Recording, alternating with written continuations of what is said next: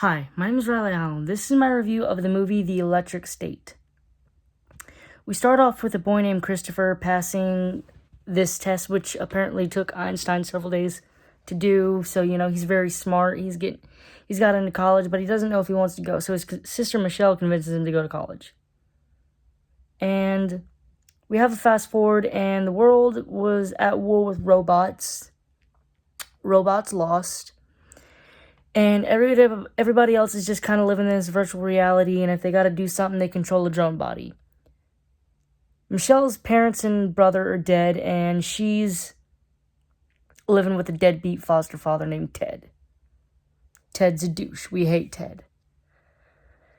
She meets a robot which is a Cosmo robot, which is a robot of a TV character her brother liked. And she finds out that her brother is in the robot, or controlling the robot. They bounce, and trying to get to the exclusion zone because they need to find the doctor, Ameth, played by someone. He's played by someone. Michelle's played by Millie Bobby Brown, and they eventually meet a smuggler named Keats and his robot buddy named Herm. Herm is voiced by Anthony Mackie, while Keats is played by Chris Pratt. While the main villain is Ethan Slate, and he played by Stanley Tucci, and he contacts a man named Bradbury, who was one of the main heroes of the robot war, to track down Christopher or Cosmo, the robot, he's played by Giancarlo Esposito, something like that. I think this is the first time I've seen him where he's not like a bad guy. He's just kind of like doing his job. Because, his job is to hunt down robots, and as far as he knows, this robot is just a robot. Which, kind of wrong, but, it's his job. He's doing his job. He tracks him down, sends Keats, Herman, Michelle, and Christopher back into the wasteland, and they, eventually make it their way to a mall, which is where the robots are set up, led by Peanut. They eventually get word where the doctor is, so they, along with Peanut, Pen Pal, or a mail carrier robot, and Popfly, a robot baseball guy. They all go out, they make it there.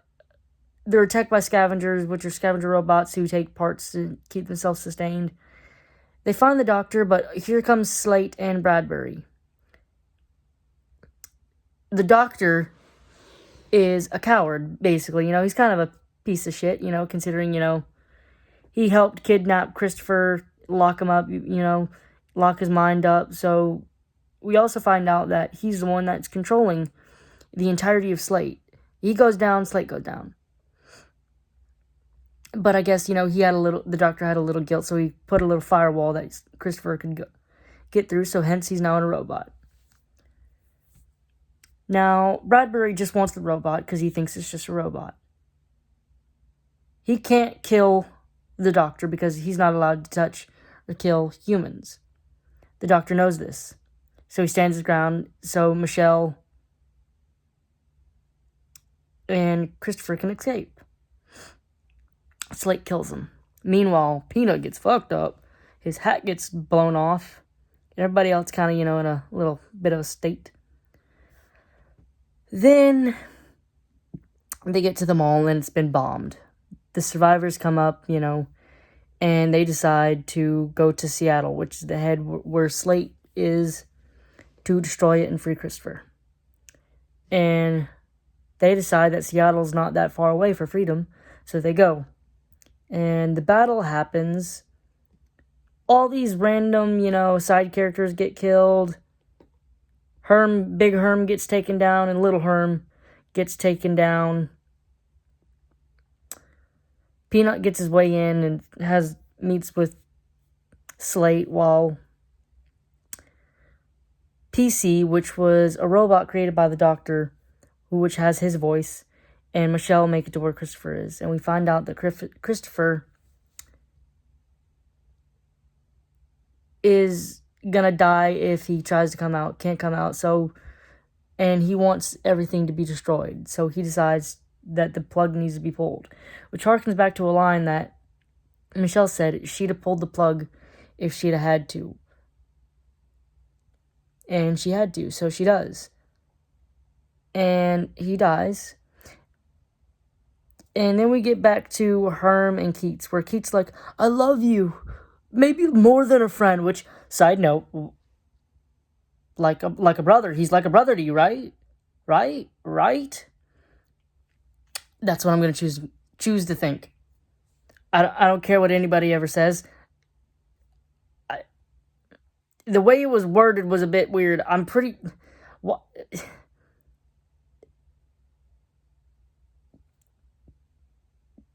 No, I don't want to think about it.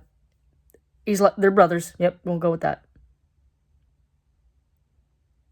And then turns out Little Herm is actually Middle Herm. And there's even tiny Little Herm because he's just basically a Russian doll or whatever it is. So he gets out and he's like, what was it you were saying? You love me? Then they meet up with Michelle and there's a little time skip. And she basically goes on camera and informs the world what the hell happened. Then the final scene is the Cosmo robot, which Christopher inhabited, waking up. Kind of maybe signaling that Christopher ain't dead. And that's how the movie ends. Now, when I read reviews about this, it said it was very bad. Or the writing, I think what happened is I think this is based on a book, and they read the book and then watched the movie. And the movie doesn't live up to the book. I never read the book. And now, as someone who has read books and then watched movies, I understand. But I've never read the book, so I watched the movie first, and the movie was fine. Other people also said that the acting of Millie Bobby Brown and Chris Pratt was bad. Like, they just did Eleven and Star-Lord, and if it ain't broke, don't fix it. It worked in the movie. It seemed like, for me. Kind of worked. But then again, I'm not a professional critic, I just watched the movie, and I personally enjoyed it. And that's, the lesson. If somebody tells you a movie is shit, or a show is shit, just don't take their word for it. Just, watch it anyways. And if it turns out, oh, that is awful. Yeah, okay, now you know it's awful to you. And probably most everybody else, But, I mean, I'm sure there's some people out there who like The Last Jedi and Rise of Skywalker. I'm not one of them, but, they're out there. And they're scary, but, they're out there. Anyways, I actually enjoyed the movie. I think the plot was, kind of basic a bit, but it overall was very fun. Also, I didn't mention, but Bradbury did turn and help the good guys. Or kind of help, It was more of, he stopped fighting for the slate, so, he left. Overall, I'd give this movie about a 7 out of 10. I enjoyed it. It wasn't bad. It wasn't awful. Thanks for watching the video. Don't forget to like, comment, and subscribe, and I'll see you in the next video.